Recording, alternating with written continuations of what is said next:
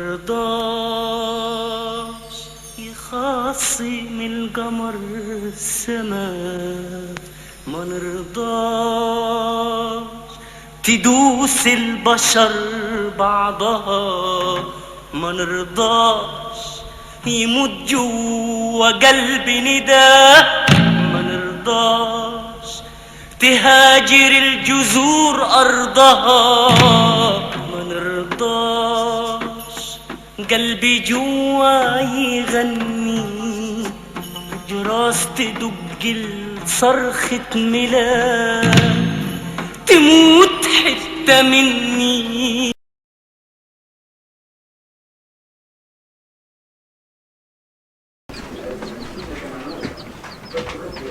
صمت عليك أيها الجامد في هذا المكان، حكم الرفع السماء بالعمد واستقرار من الجامد وخضعت الجبابرة قوة وسلطان وزعنة الملائكة الكروب والأعظم. اللهم سليمان الله بسم الله الرحمن الرحيم. ألا تعلوا علي وأتوني مسلمين مسلمين قادرين فأمين الله رب العالمين. ألا تعلوا علي وأتوني مسلمين قادرين فأمين الله رب العالمين. ذي العزة والجبروت والعظمة والكبرياء والكتب كل كتاب أنزل.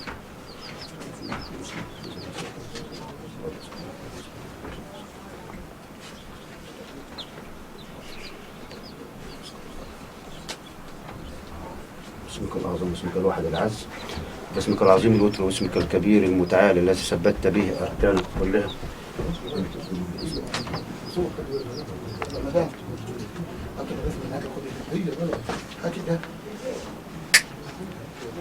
خد شوية مية من دول كده كده وحطهم في أرض الناس على من تحسين الزمان. تاني لا حط يا أطفال عندي.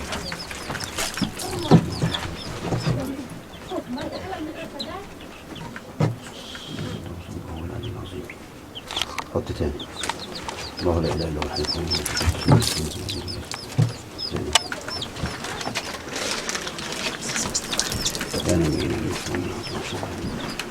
بس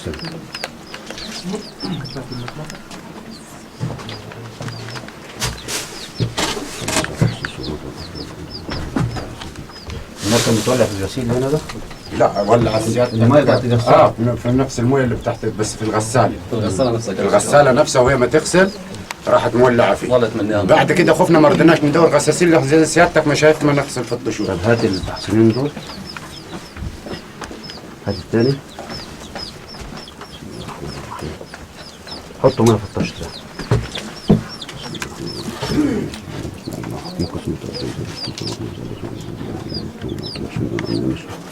سريع سريع سريع.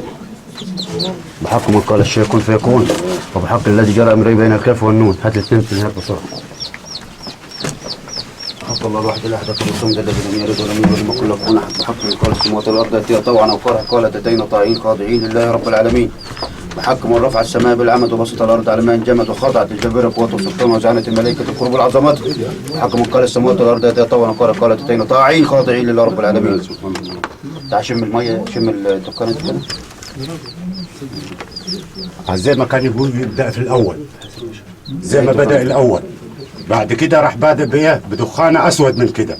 كان يبدأ بالأول بجمع الدخان زي ما بدأ من هنا ويروح فارش يفرش زي إيه صحن نار. لو كوباية مية تطفيه. بعد كده ما لحقتوش يزيد نفس الدخانة اللي كان يبدأ فيها في الأول. بس بعد 15 يوم 16 يوم بيجي يدينا دخانة أسود وتشنق. تاني تخش على النار تلاقيها مشنقة. الورقه اللي معاك كده.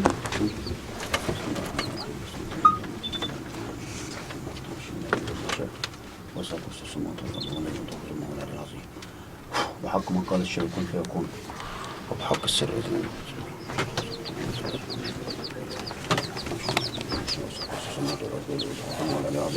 بحق من قال السماوات والارض اتيا طوعا. الله اكبر الله اكبر الله اكبر. نفس النظام كان يقوم على طول بنفس اللفظ كده. شويه ميه تروح تطفيه. لا ما لحقتوش يروح مولع وزايد اكتر من اللزوم. كبرت جنبيه فسيادتك دمرنا وبقينا نشهد.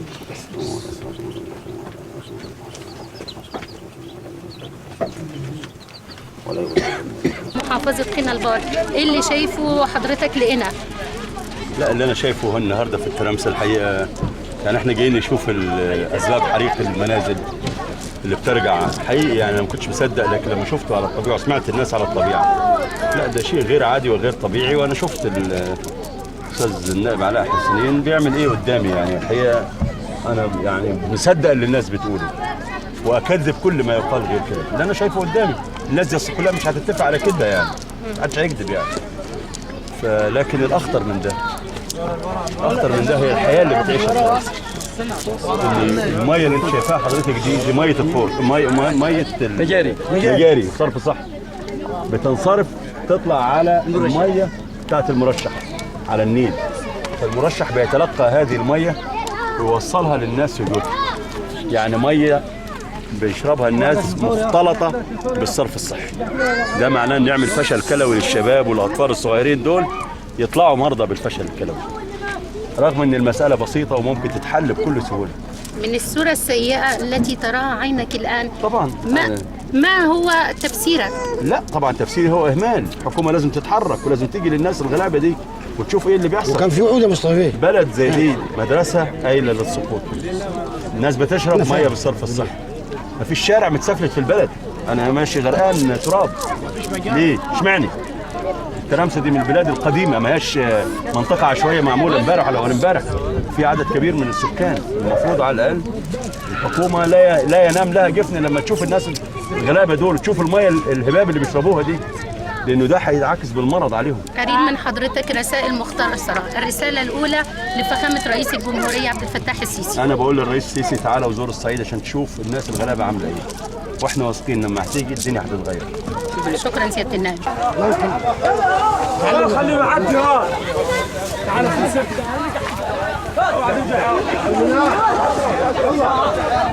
سيادة النائب مبارك أبو الحجاج ابن محافظة جنة، بعد أنا اللي جيت وشفته هنا ووكالة فريست نيوز كانت حاضرة، إيه مشاكل الصرف الصحي؟ الناس دي عايشة إزاي؟ مشكلة الخور هنا بيصرف على النيل، المرشح بياخد بعده بحوالي 50 متر، مشكلته لا تتعدى حاجة بسيطة، يا إما ياخد المية بتاعت الخور دي يعديها بعد المرشح، يا إما يجيب المرشح من قبل الخور. مشكلة بسيطة جدا مش هتكلف الحكومة 50,000 جنيه. طب رسالة للمسؤولين. نعم. رسالة للمسؤولين بعد اللي شفناه من مرضى الفشل الكلوي والأطفال والبهدلة اللي احنا شفناها، الشوارع غير آمنة، غير مرصوفة، إنارة، مفيش مياه، حاجة لا تطاق، مجاري مفيش. رسالة للمسؤولين بصفتك ابن البلد ونائب الدايرة، يعني إيه اللي يحصل؟ تلغرافات صراع. أيوه. للسيد رئيس الجمهورية، وأنا عارف إيه خوفه على الناس بالذات وحبه للصعيد، وإبراهيم بيه محلب.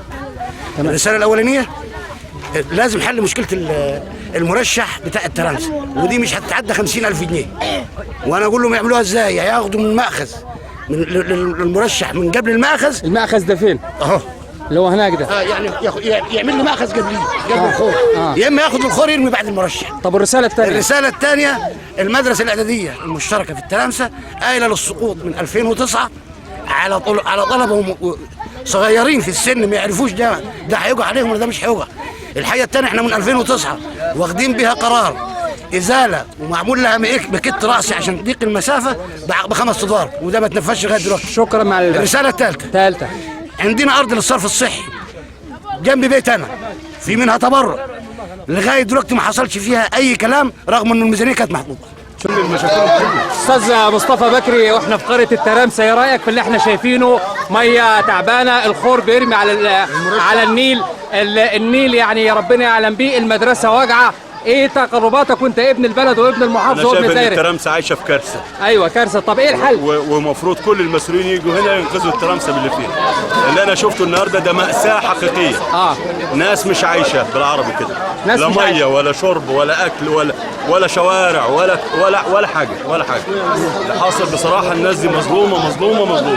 هل يا استاذ علاء برضه الناس دي مظلومه في موضوع حرائق الجن والنيران اللي احنا شفناها؟ اللي بيولع سبب الحرائق ده جن ولا ماس كهربائي ولا غير كهربائي. شكرا مصطفى بيه، خلص تحيات شبكه ايجي نيوز الاخباريه. السلام عليكم. عم الحاج محمد، احنا في قريه الترامسه، ايه المشاكل اللي بتواجهكم كلكم؟ عندنا مشكله المياه، عندنا صرف ري يوجد فيه مجاري وبينزل على المرشح ده جايب لنا اذى في امراض فشل الكلوي وامراض السرطانات، واكبر نسبه في التلامسه فيها امراض المتفشيه.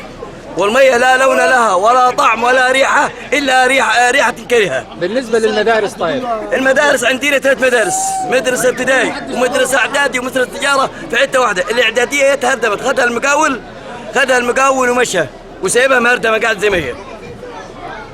والفصل فيه يجي 70 واحد، الفصول مكدسه.